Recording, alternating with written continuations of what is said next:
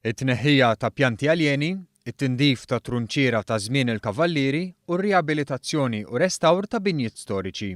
Dan parti mill-pjan fil-Park Nazzjonali tal-Inwadar fil-limiti ta' Witilajn. Mawa News Steve Borg, chairperson tal-Park Nazzjonali tal-Inwadar, spjega kif wara li fil-park instabu pjanti endemiċi u rari, hemm il-ħsieb li l-park ikun imżejjen bi pjanti li jkbru f'pajjiżna b'mod naturali.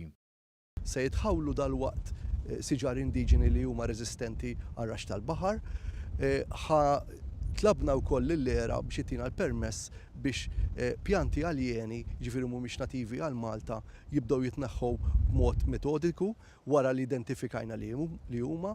Is-Sur Borg innota wkoll kif f'dan il-park insibu wkoll trunċiera ta' żmien il-kavallieri li sfortunatament taħt amministrazzjoni preċedenti tħallit tintradam brimi ta' terrapin bl-addoċċ.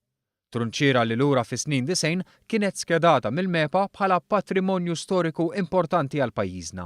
L-ewwel fażi tlabna diġà u ksibna l-permessi mant-lera biex blidejn ħaddiema speċifiċi jibdu jnaħħu skart municipali li huwa mitfuħ hawnhekk biex imbagħad ġala darba jitnaddaf dak l-iskart municipali naslu wkoll fażi oħra li mbagħad tibda jitneħħa terrapien li intefa' fuq partijiet mit-trunċiera.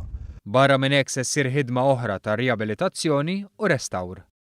Qegħdin f'komunikazzjoni mal-Awtorità tal-Artijiet biex il-binjiet storiċi ma' xtajta inkunu nafu l-istatus tagħhom biex ikun hemm ukoll il-proċess ta' xogħol li rid isir biex ikun hemm ir-restawr ta' dawn il-binjiet storiki kif indikat fil-management plan brief li kien ippubblika l-Uffiċċju tal-Prim Ministru. Dan kollu jmur id fit mat-tindif ta' 420 tunellata ta' skartu terrapin u twaħħil ta' kameras tas-sigurtà li fissru inqas rimi, inqas abbuż mid-droga fiż-żona u inqasser irrappurtat mill-bdiewa tal-post.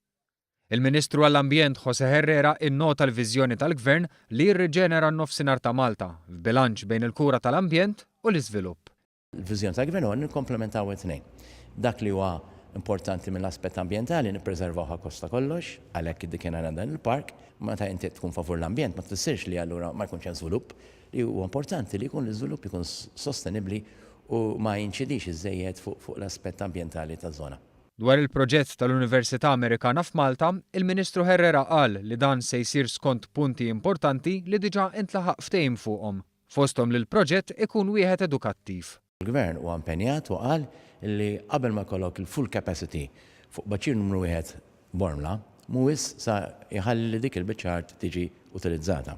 Fakkar ukoll kif qed issir ħidma biex dan il-park jissebbaħ dejjem iżjed fosthom bir-restawr ta' binja eżistenti biex isservi ta' ċentru tal-viżitaturi u l-ftuħ mill-ġdid ta' passaġġi uħud minnhom li jmorru lura għal żmien il-kavallieri.